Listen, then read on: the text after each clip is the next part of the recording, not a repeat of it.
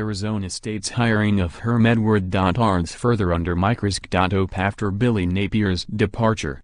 Let's take a moment to recap the last month of Arizona State football, which has unfolded in a manner that left the entire college sports industry snickering at its arrogance and ineptitude. 1.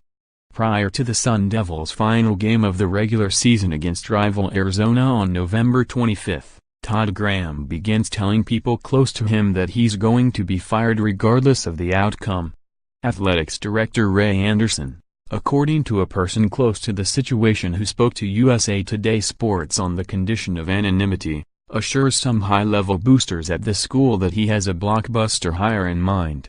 2.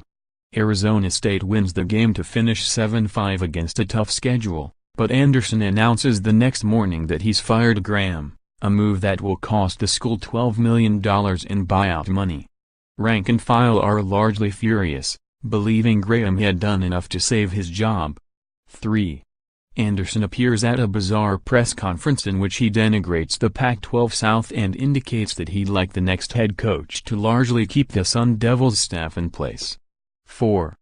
Word begins to leak that Anderson has targeted television personality and motivational speaker Herm Edw.ards, who coached football in the NFL a decade earlier but not particularly well. 5. Arizona State people floated the idea that Edwards would more or less be a figurehead and that his assistants, primarily offensive coordinator Billy Napiers, would do most of the actual coaching.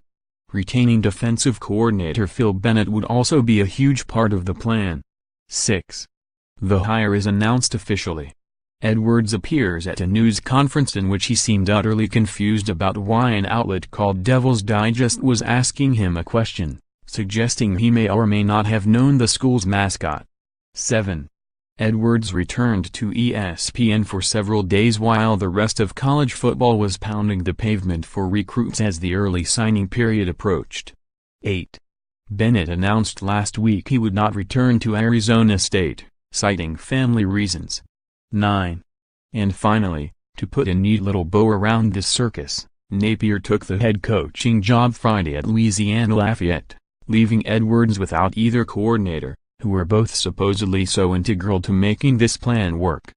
Maybe in 5 years, we'll look up and Edwards has usurped Chris Peterson, Chip Kelly, Clay Helton and David Shaw as the new king of the Pac-12, making the rest of us look completely silly for questioning Anderson's instincts and football acumen. If so, we'll tip the cap. If not, however, there will be no other option than for him to resign and perhaps school president Michael Crow as well. We're not being cavalier in saying that, either.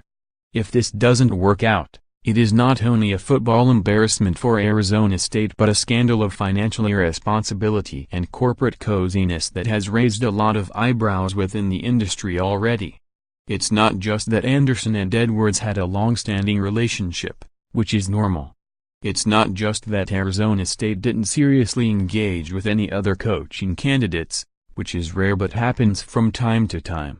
What isn't normal, however, is that Arizona State zeroed in on a coach with no relevant college experience whose relationship with Anderson and Senior Associate Athletics Director Ken Lanphier wasn't just personal but also financial. Anderson, a former agent, represented Edwards before he went to work for the NFL. And Lanphier also represented Edwards when he worked at the Octagon Agency until he came to Arizona State in September 2016.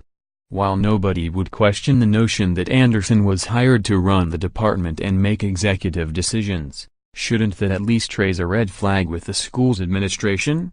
When you're talking about a $12 million decision to get rid of a coach who just had a winning season, it has to. Meanwhile, the idea that you can have a Mr. Potato head coaching staff and just plug in Edwards around Graham's old assistants was always naive. And if Napier was such an essential part of the blueprint that you gave him the associate head coach title, maybe you should have just made him head coach to begin with.